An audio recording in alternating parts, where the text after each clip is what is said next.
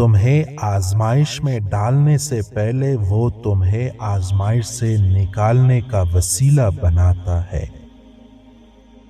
وہ عطا کرے تو شکر اس کا، وہ نہ دے تو کوئی ملال نہیں۔ میرے رب کے فیصلے کمال ہے، اس کے فیصلوں کو زوال نہیں۔ میں نے غلطی کی، اس پاک رب نے پردہ ڈالا۔ میں نے سجدہ کیا، اس پاک رب نے تھام لیا۔ درد کتنا بھی ہو، اللہ کے آگے رونے سے سکون میں بدل جاتا ہے۔ زندگی میں کسی بھی انسان کو اتنا قریب مت کرو کہ وہ آپ کو معمولی سمجھنے لگے۔ دوسروں کے ساتھ نیک سلوک وہ کرتے ہیں جو خود بھی مشکل وقت گزار چکے ہو۔ تم جسے ڈپریشن کہتے ہو، وہ تمہارے نماز نہ پڑھنے کا نتیجہ ہے۔ کسی کے ساتھ غلط کر کے اپنی باری کا انتظار ضرور کرنا۔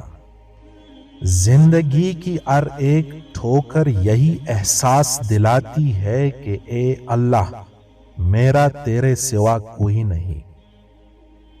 جب بھی گناہ کرنے کی طرف مائل ہونے لگو تو 3 باتوں کا لازمی خیال رکھو۔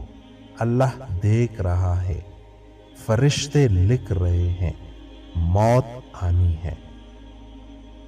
جمعے کے دن ناخن کاٹنے سے بیماریوں سے شفا ملتی ہے۔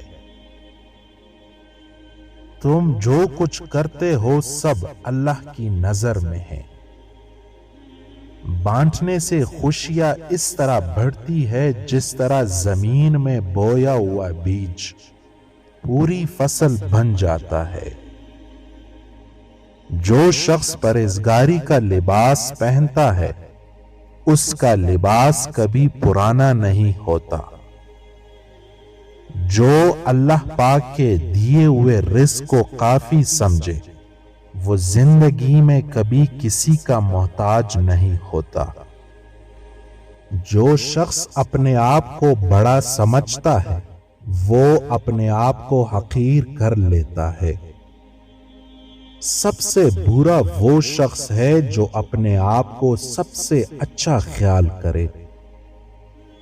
بے شک سب سے زیادہ خوش عیش وہ انسان ہے جو اللہ تبارک و تعالیٰ کی تقسیم پر راضی ہو۔ حضرت علی جب بھی اذان سنتے تو کانپنے لگتے اور چہرے کا رنگ سرخ ہو جاتا۔ کسی نے پوچھا تو بتایا کہ اتنی بڑی ہستی کا بلاوا آیا ہے، نہ جانے میں حق ادا کر پاؤں گا بھی یا نہیں۔ مومن کے لیے ہر وہ دن عید کا دن ہے جس دن وہ کوئی گناہ نہ کرے۔